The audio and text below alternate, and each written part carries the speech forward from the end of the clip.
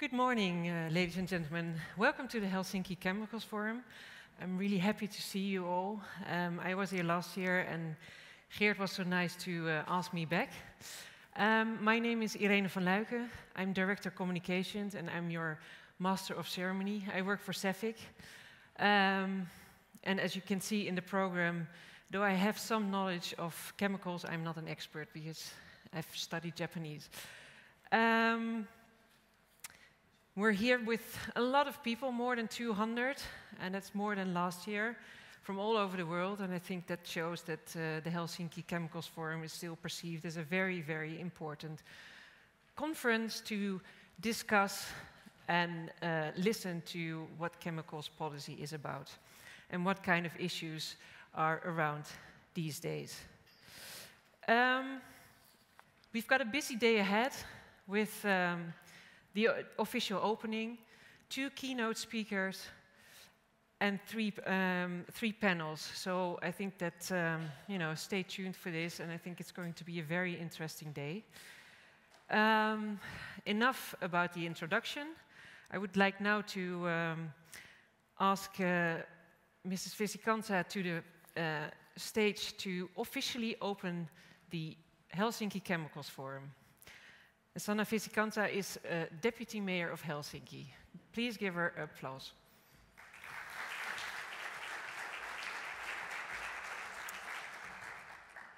Good morning, and thank you for the warm welcoming. And ladies and gentlemen, so good to have so many of you here in Helsinki, and warmly welcome to our city. On behalf of the city of Helsinki, I would like to extend our appreciation that we are part of this organization of the Chemical Forum. This forum has been made possible with the cooperation between Chemical Forum Association, European Chemical Agency, the European Commission, the European Chemical Industry Council, Finnish government, the Chemical Industry Federation of Finland, University of Helsinki, and the City of Helsinki. I'm very proud to be part of this important network. And very proud that this year we have more participation than last year. It's a beautiful trend, and so happy to see all of you here. Helsinki has been the host city for the European Chemical Agency since 2007. And the Chemical Agency has been important networking and also fruitful benchmarking for us as a city. But it has also has left a very important impact in the city of Well, and will actually have in the future. The Chemical Agency's new premises, they are due to be completed in the beginning of next year, is a kickoff of development where one part of our city, one of the traditional industrial areas, Telakkaranta, is being turned out into a neighborhood. If you have a chance to walk or bicycle around the city, you will see that many of the harbor areas are already turned into neighborhoods, but this is one of the last ones. And this location of the agency gives a new and changing area original, hopefully a novel touch, and works as a pull factor for the entire area, and we are very excited about this. The city of Helsinki, we feel also that it's been a Chemical Agency has been very successful in its mission, and its employees and numerous foreign visitors have enjoyed the city, and we definitely want to be one of the attractive places for both agencies, but also, of course, different actors, companies, entrepreneurs, and also research-based innovations to be the test bed also for the startups and the companies. And we are happy that the employees of the Chemical Agency seem to enjoy the life in Helsinki, and they experience as their own city. Our aim is to be the most functional city in the world. It's quite ambitious, but we aim there. And we see that it means that the everyday life is fluent, schools are good, and children can safely walk to the schools quite independently, as in Finland they do. public transportation is effective, and of course also that the well-being is supported with a strong investments made in the health and social sector, which is the cornerstone of our welfare society. But then we are not alone in this world here in the north, although sometimes it might feel it. The biggest challenges of our time, from the climate change or the segregation, have been more than just local or national worries. Solving the problems, I think also problems that you work on every day on the chemical policy, is possible only with the international action. The cities, we feel that we are also important actors in this field, and we want to be the forerunners in the global responsibility as well. We are implementing our own climate responsibility through our ambitious carbon neutral Helsinki action plan. Our plan includes 147 different actions for reducing our own emissions or emissions that are taking place in Helsinki area, and we are aiming to be carbon neutral by 2035. This is also the biggest worry of our citizens. When we measured our citizens in Helsinki, what they worry about in the future, it was the climate. And of course, on this week when we are heading to the even political decisions on this in the European level, maybe it's always good to remember that also from the school's children to the older citizens, this is the worry that they are thinking about, that us decision makers and experts need to solve in the future, and not too far in the future. Helsinki believes that the global responsibility not only is restricted to climate responsibility. We made a commitment to voluntarily report to the United Nations on our progress toward Agenda 2030 on the Sustainable Development Goals. And we're following New York City as a first city in Europe, and also practicing how to do this voluntary reporting.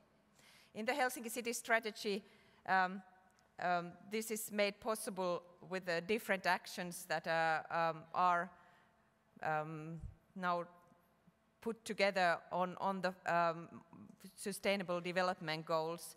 And we feel that although this is an intergovernmental initiative, the success is heavily dependent on the commitment of local actors, also city, different communities. And we want to be a part of that solution. We see our role on the grassroots level as an organizer and also concrete decision maker, very pragmatic and very important. So with these words, ladies and gentlemen, I want to wish you all welcome to our city, and also I would like to wish you a successful forum with engaging conversations and influential results in your networks. As usual, we have done everything in our power to ensure the appropriate conditions for this event. I hope that you also have a chance to sometimes go outside and enjoy our city while you're staying here. Welcome.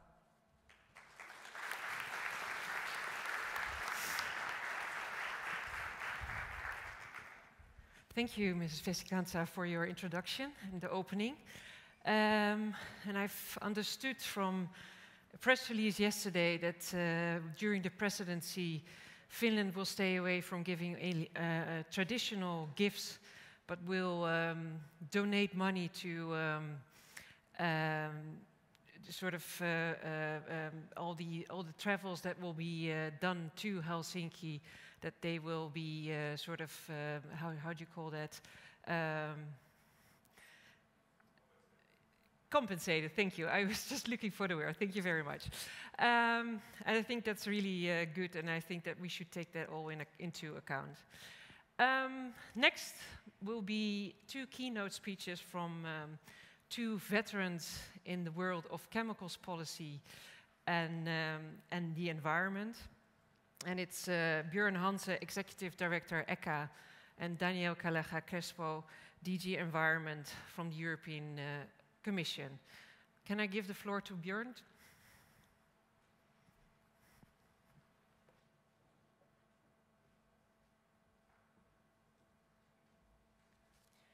Thank you very, very much for the introduction, and as usual, thanks a lot to the organizers for organizing a fantastic event and getting so many people here, continuously increasing, so many thanks. Thanks to the city of Helsinki. I can confirm that the staff of ECHA are happy in this city. It's not only you hope, it is true. And I think that our extremely low staff turnover rate is a good indicator for the fact that when people come here, they stay. And that, of course, also has a lot to do with the city of Helsinki. So thanks. What I will be talking about is a little bit looking at, from a technical scientific perspective, where are we going with chemicals implementation in the EU? And I'll, of course, be looking at this from the perspective of the legislation that we implement in ECHA, which is mainly from a perspective of REACH, classification, labeling, POPs, PIC, biocides, Waste Framework Directive, occupational exposure limit values, and a few more, which I won't bore you with now. So it's a relatively broad base. And to do that, I'll start out with learning how this thing works. There we go. A little bit of strong pressing. I'm going to look a little bit of where are we today in terms of the EU legislative framework for chemicals, and again focusing on its implementation. And look at, from there, where are we positioning ourselves from an implementation perspective in expectation of what might be coming in the future. This is in particular important for an agency implementing, because very often the policy demands come quicker than we're able to shift our implementation abilities. And therefore we need to be a bit ready to take on what we think could be coming. So if I take a look at where do we see in ECHA as being our objective in the work that we do, then it is clearly and primarily environment and health protection. But through doing this in a consistent, predictable, and harmonized fashion, we feed into the objectives of free circulation of substances on the internal market. We feed into the objective of innovation. We feed into the objectives of enhanced competitiveness. And there's a number of other objectives that we also feed into, but I would say those are the three primary objectives. And I put it on the slide in this way because we see very much that the work that we do, it does promote innovation. We see that on the ground. We do see that the work that we do ensures that companies compete on an equal footing across Europe. And we also see that by doing that, European companies are fit for the future in terms of competitiveness, externally and also internally. Now, the matrix of chemicals legislation that we in ECHA, with the work that we do, feed into is very difficult to draw out in an easy way. So this is one representation, but I'm sure that there are many there. There is a lot of product legislation which covers chemicals. Cosmetics, toys, plant protection products, biocides. There's a long list of additional ones. Food additives, food contact materials, etc., etc. There's a number of pieces of legislation which cover basically populations that are being protected. The most prominent one that we interface on a daily basis with is the worker protection legislation, but of course there's also a consumer policy at the Commission with legislation, and some of that legislation concerns chemicals that we also need to interact with. And then we have environmental compartments such as the Water Framework Directive, but there's also, which is the main instrument that we interact with, but there's also air policies with legislation on emissions and installations, which we also phase in with. and there's other policy areas like marine, soil, etc. Now, the way that the work that we do fits in with this whole picture is basically based on the work on REACH and on classification and labeling. REACH, I would label as the data generator and the gap filler. That's the two things that REACH prominently contributes to this whole framework of chemicals legislation. And CLP is the harmonized approach to looking at hazard, also feeding into all sorts of other pieces of legislation. And basically, those two in a combination, what we do is we establish minimum information requirements.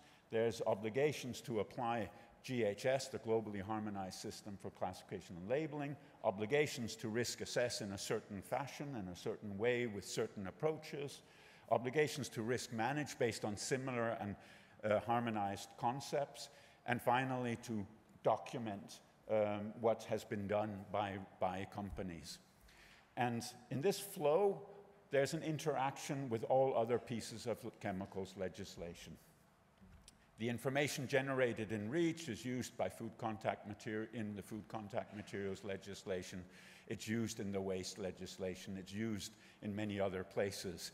And those pieces of legislation establish risk management frameworks, which then need to be applied by industry and then ultimately documented in the REACH registration dossier. But also when we do a restriction within restriction proposal within ECHA's work, there we also have to ensure that that restriction is embedded in this way with all the other pieces of legislation that might be affected by such a restriction.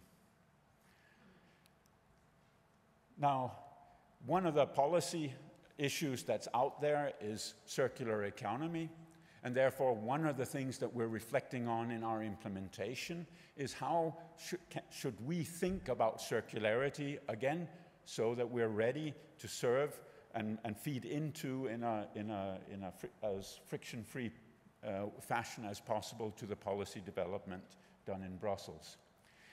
Here's the two elements from my side which are fundamental in looking at where does chemicals implementation fit into the concept of circularity. And I'm not trying to capture the whole policy area of circularity because it's clearly huge. I'm trying to look at it from a purely chemical implementation perspective and how does that fit into the concepts that we see from the policy development of circularity, of circular economy. The one starting point is that in effect, everything that's looked at in circular economy is looked at from a material perspective. So we look at recycling materials. We look at homogeneous materials that we want to be able to recycle a number of times, ideally an infinite number of times. Now, in chemical speak, at least the way that we do it on a day-to-day basis, a material is nothing else than a mixture. So for us, one of the fundamental stepping stones in trying to see how chemicals legislative implementation can fit into the policy development is basically that every time we see the word material in a commission document or from people working on waste, we replace it by the word mixture. And mixtures we know how to deal with. So therefore, we can understand much better what we need to do or what we need to feed into when we talk about materials. And if we keep that analogy, that in effect, what comes out of a waste stream is a mixture, then the issue of what is in that mixture is very similar to when we import mixtures. When companies import mixtures from outside of Europe and the substances in those mixtures need to be registered. So basically, if we're looking at how we best can feed in, then there is a merging, not necessarily, on the legislative side, that's all for the people in Brussels to decide what is best to do. But when we start looking at how to implement, then a merging of these implementation thoughts would benefit very much, because then we would end up being able to identify where are there actually differences between the way waste people look at materials and the way the chemicals people look at mixtures. So my summary, if I look at where we are with chemicals implementation, is that we do have a number of very firm bases to start looking at chemicals within a circular economy. So we are not at the starting point. We do have a very good basis to start contributing once the policies evolve and once the policies see that there's a need for support from scientific technical bodies or from the technical side. Now, if I look at this mapping of REACH CLP and the other piece of legislation that we do and how it fits into the rest of the pieces of legislation at EU level, then I'll take you through a couple of areas on what has gone well, what has gone less well. I didn't want to say what has gone wrong, and what needs to go better. And here is for me the A representation again. I mean, depending on where you are and what you're looking at, REACH and CLP is in the center or it's one of the circles on the periphery. But again, if you're looking at it from where does the data come from, where does the hazard identification come from, and the hazard assessment, then it's from REACH and CLP for the large majority of chemicals on the market. And where have things gone well and where have things gone less well? Well, I can just bring some examples where things are running, the interface is running better and better is the classification and labeling of biocides and pesticides. That more and more work is synchronized and we're building better and better with the work on classification and labeling and the ultimate outputs in biocides and pesticides. And as you know, pesticides or the plant protection products are being assessed through EFSA, the Food Safety Authority. This also means that the cooperation between the two agencies continuously improve. Another example, I should say, but this cooperation and timing needs to improve even more. Another area, phthalates, that clearly we've done our assessment work and delivered opinions to Brussels, which have implemented restrictions in terms of phthalates use in consumer plastics or in consumer goods, which ultimately has a lot to do with plastic. In doing that assessment, we used human biomonitoring data from the EU project and therefore had to remove the exposures that come through food contact materials from our assessment. And now EFSA is doing a food contact material assessment of exactly the same phthalates. And again there, the good thing is that we're cooperating very well. We're identifying areas very early. Where improvement needs to be is in the continuous alignment of the way we do the assessment and in particular the information bases on which we do the assessments. I have a number of other examples which I won't go into detail, but clearly food additives a lot of food additives are registered under REACH and therefore need to be compliant with the REACH requirements, which is a different framing as the food additives legislation. We have silver being assessed in REACH, but also being assessed under biocides. We have phthalates again being on the Annex 14 of REACH, and therefore their application for authorization. Same thing for chromium, where there's an interface, a deep interface with worker protection legislation. And then we have under REACH and biocides and CLP work on endocrine disruptors, where we systematically try to identify and assess. And a lot of those substances, for example, end up also being used in cosmetics. And there's also a link between the endocrine disruptor work under the cosmetics regulation and what we do under REACH. So basically, what I can say is that the interfaces are being established, but there's a lot of work to be done to better harmonize what we're doing, better move information from between us so that we make decisions or opinions based on the same information basis. And we need to look at where there's the biggest differences in our approaches or our models for assessing risks. Finally, if I then go and say, well, where does this put us in the future? I'll give you another slide representing the circle. but this is dividing the world up into a reach world and a waste phase world. And on the reach world, basically behind some of those boxes, you'll have all this product-specific legislation.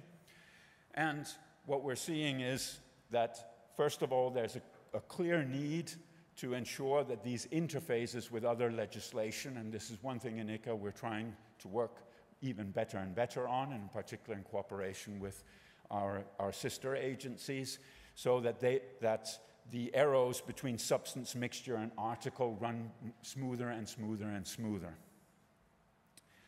Then comes the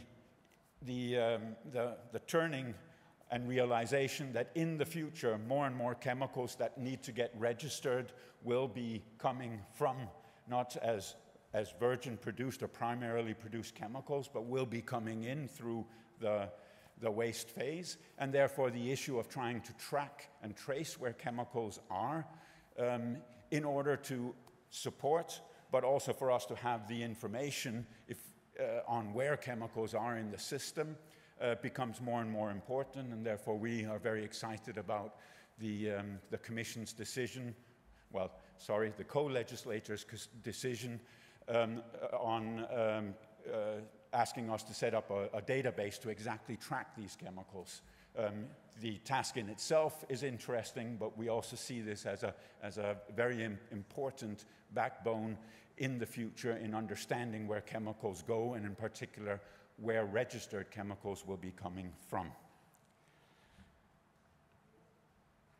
So, in summary, what we see that where we need to go is keep improving interfaces with other pieces of legislation, strengthening the base, the information base. So if I look at REACH, clearly the discussions on compliance we're taking very seriously, and without a compliant database, without registered substances being compliant, REACH will work less good, but also, as you see from my slides here in the presentation, a lot of the other pieces of legislation will work less good. So it is a cornerstone in getting our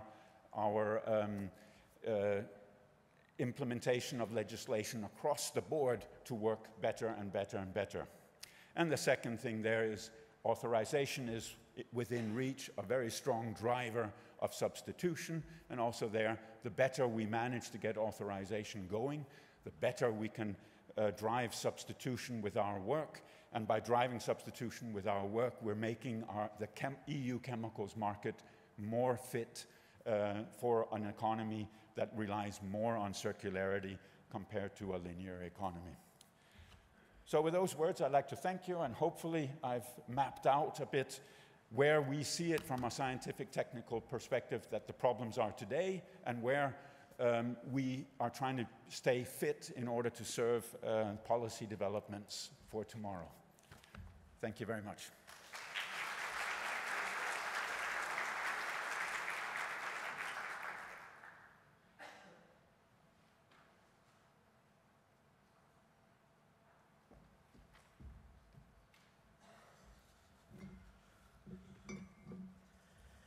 Good morning. It is a pleasure to be here with you in this important Helsinki Chemicals Forum. And as Director General of DG Environment of the European Commission, I am going to take the relay from my good friend Bjorn.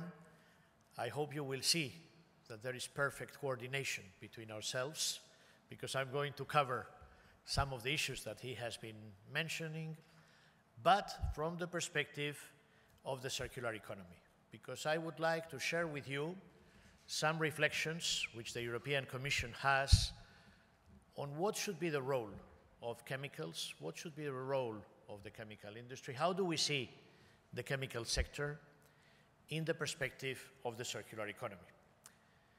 And as Bjorn, I would like also to thank our hosts, the city of Helsinki, and the organizers, and a special word of thanks also to my good friend Gerd Danset, because I'm so pleased to see him in his new functions as Secretary General of the Helsinki Chemicals Forum.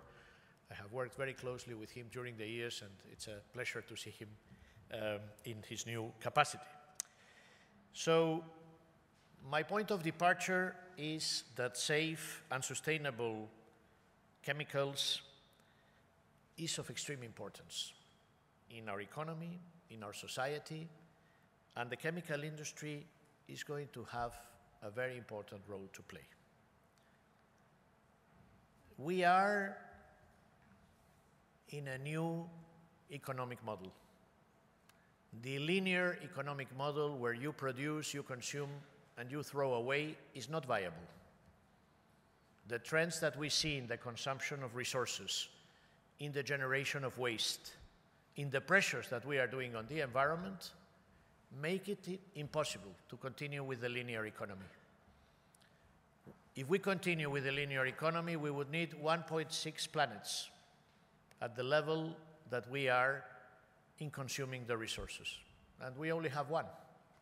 So we have to shift to a different model, and this is why what the circular economy it's all about.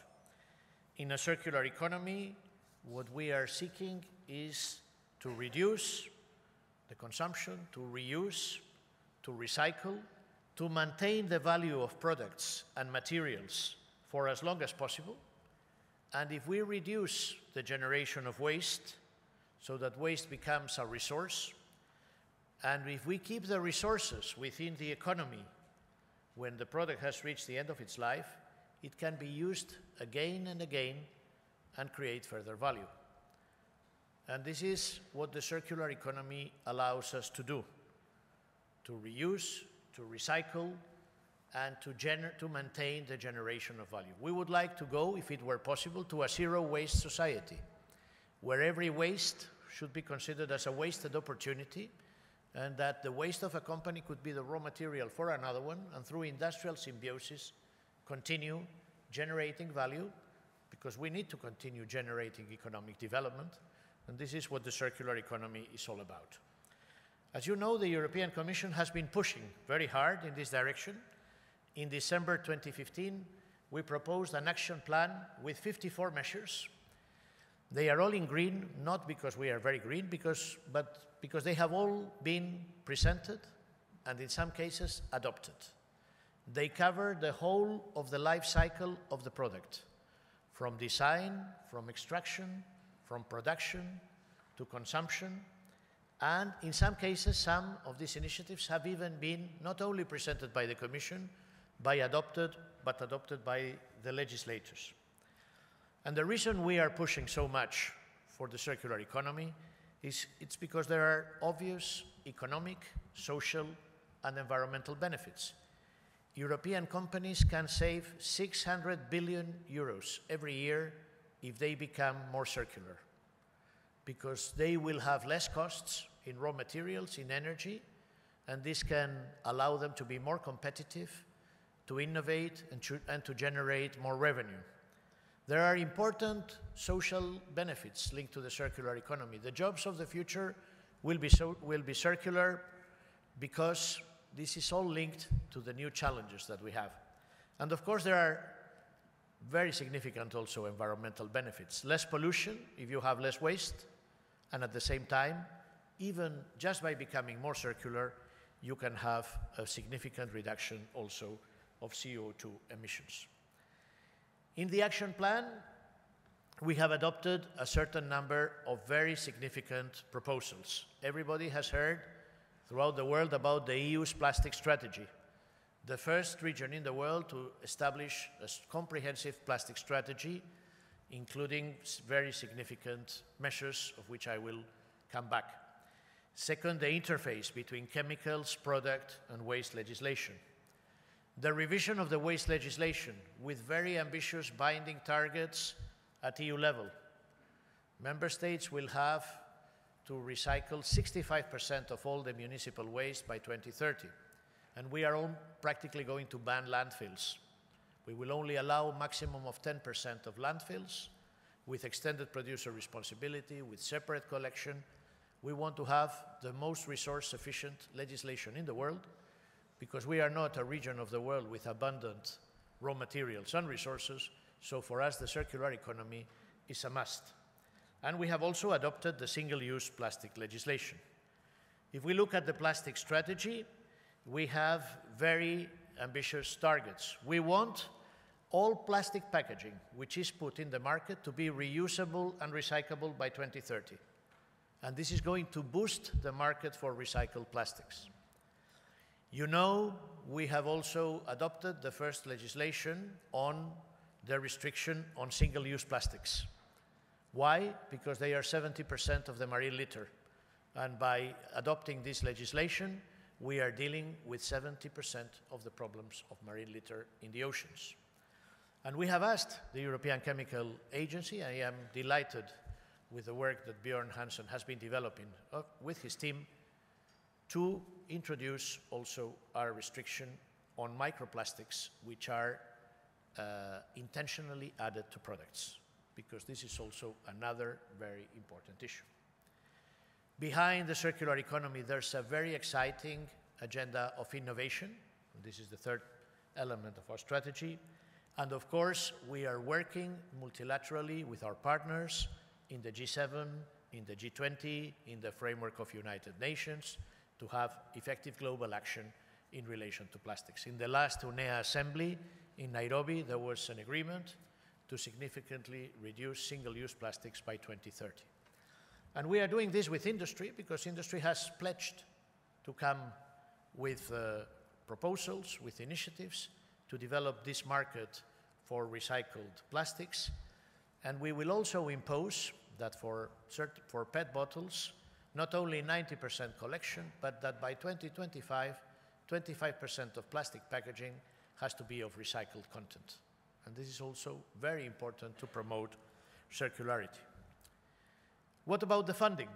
The EU is investing very heavily in the circular economy.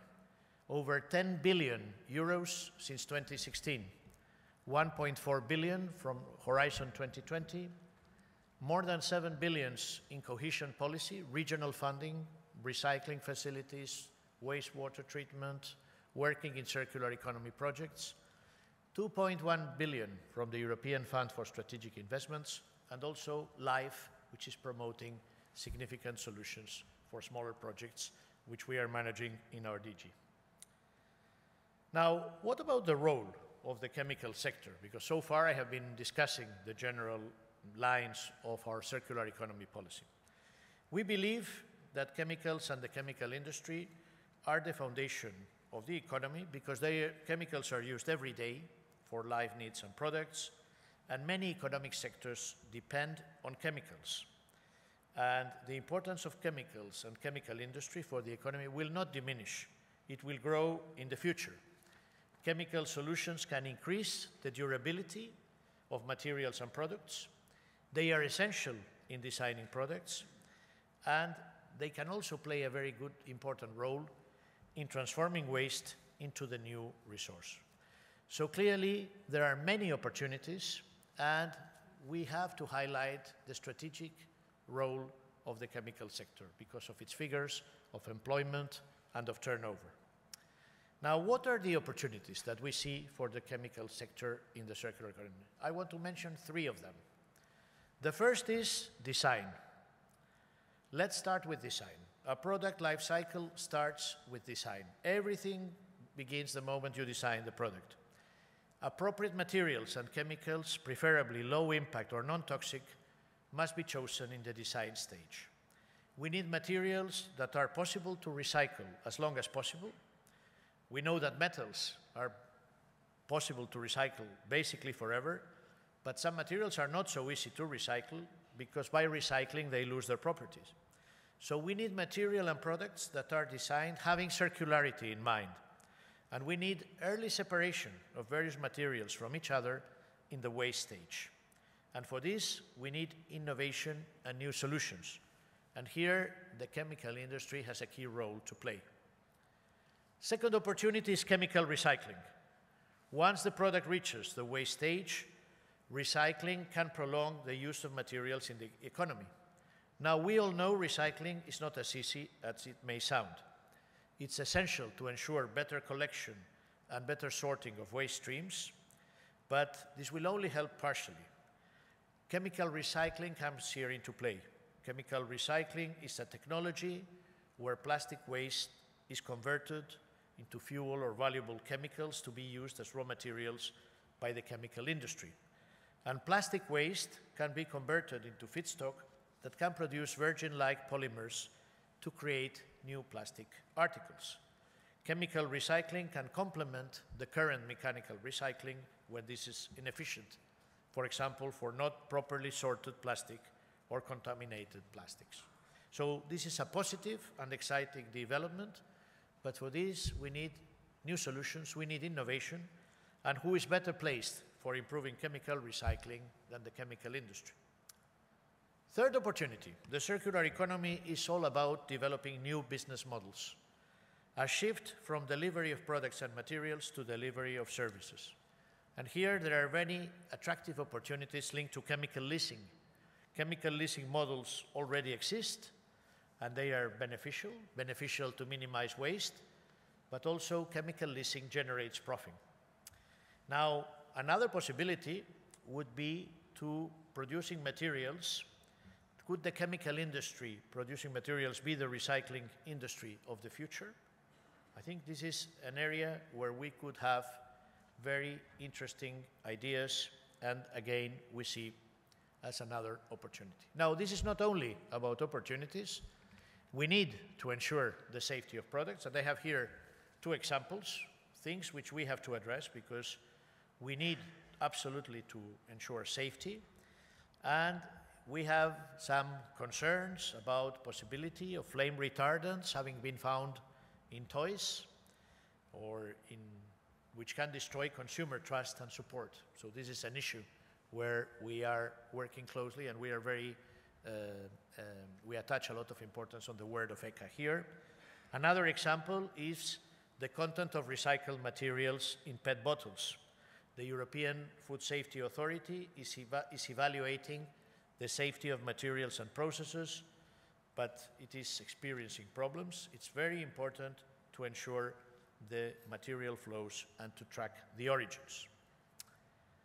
And this brings me back to the basics. And of course, the basics for the chemical industry is REACH. And Bjorn was mentioning the good results of REACH. And let me say, on behalf of the European Commission, that we believe that REACH is a success story. The figures are there. 14,000 companies who have registered substances, 94,000 registration dossiers, 22,000 substances. This was a challenge. I remember being in ECHA to commemorate the 10th anniversary of the agency. This was not at all obvious.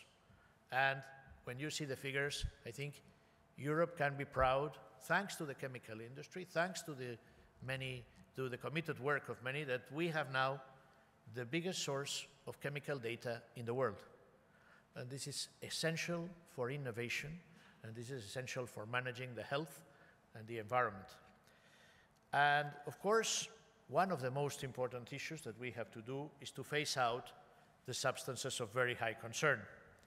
You know, in the table you can see the candidate list with the 197 substances on the ECHA website.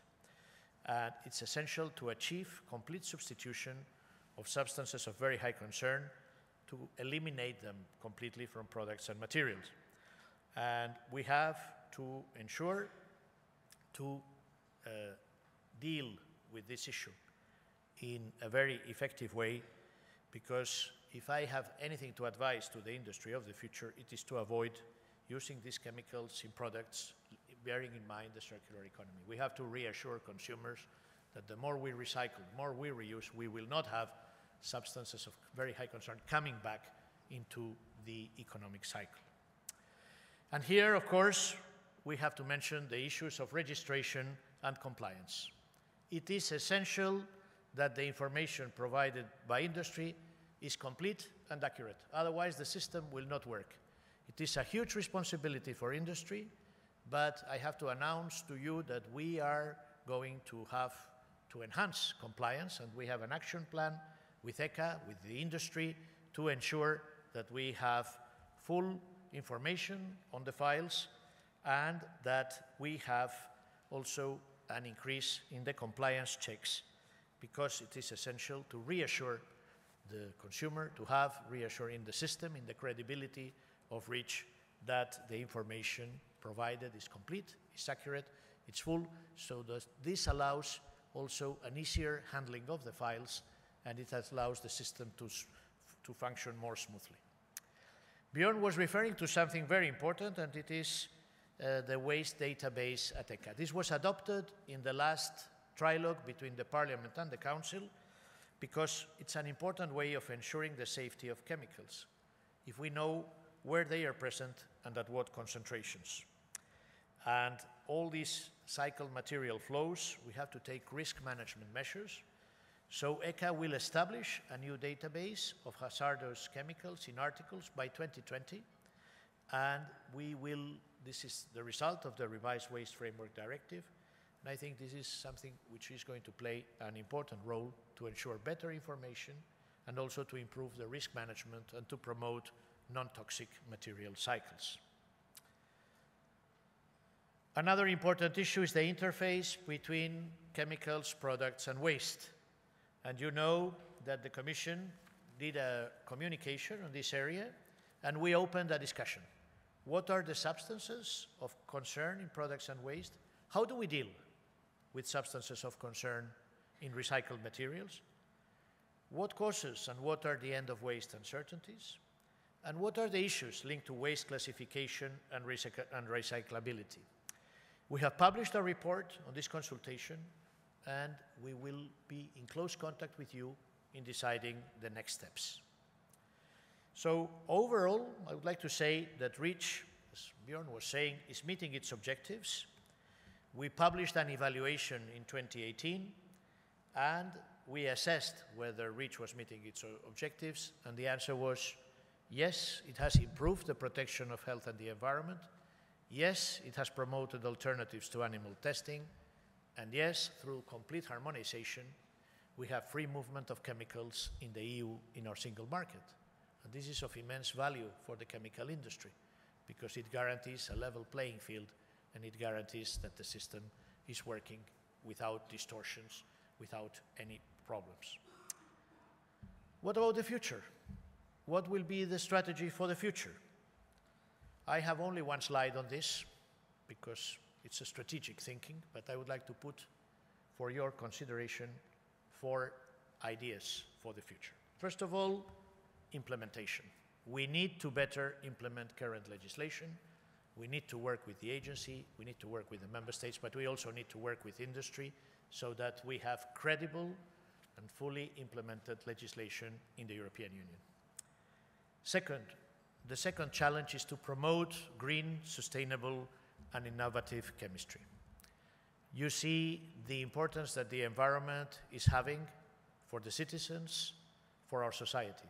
Even young children are demonstrating in the streets, asking us to take decisions. So the future of our economies depend very much on sustainability. And sustainability and competitiveness are the 2 sides of the same coin. So we need to ensure that we have safe, sustainable, and innovative chemical sector. And the third thing we have to do is to ensure the safe management of chemicals in product and waste. And here is where the environment, the health, and the circular economy come into play, ensuring full coherence between these 3 dimensions.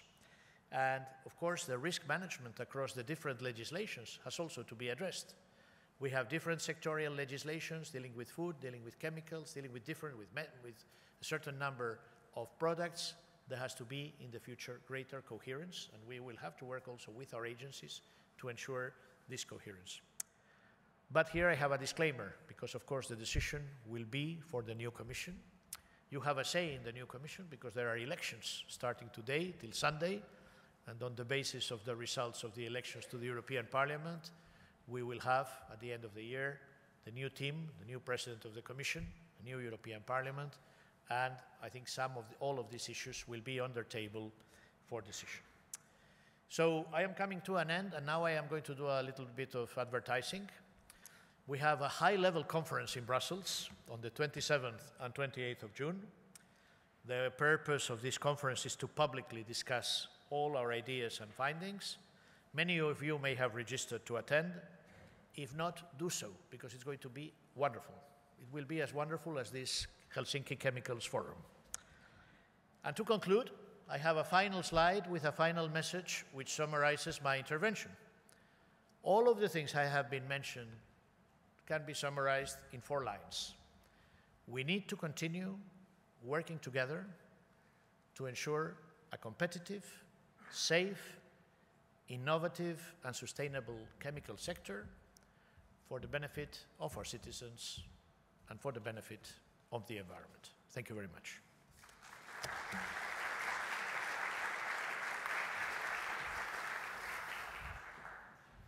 Thank you, Danielle and Bjorn. Thank you for your inspiring words. 2 things that kept me going and thinking was waste is a wasted opportunity, and materials is a mixture of chemicals. And I think that you know, if we keep those lines in our head, thinking about the circular economy, we're on the right way, in my view. And I'm happy to say, and I'm doing a little bit of advertisement as well, CEFIC will launch its mid-century strategy on the 25th of June. And hey, guess what? The circular economy will be at the heart of it.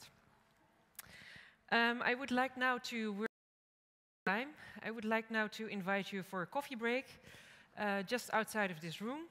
And please be back on time at 10:30 to start with the first panel. Thank you.